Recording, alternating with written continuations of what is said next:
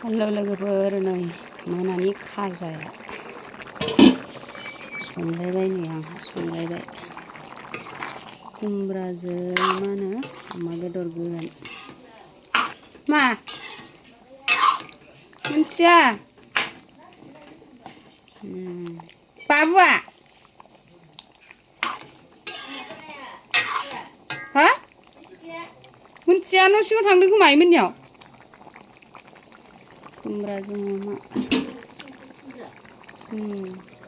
खुमब्रा खावसे थानायखौनो ओमफ्राय माबा होफादां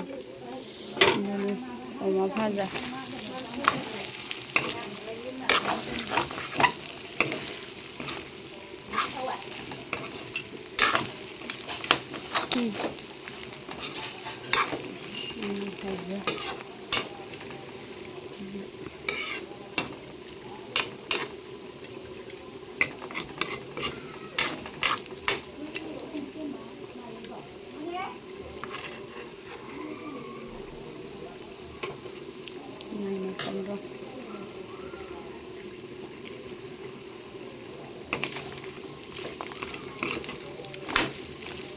जाबायलै मोनबाय।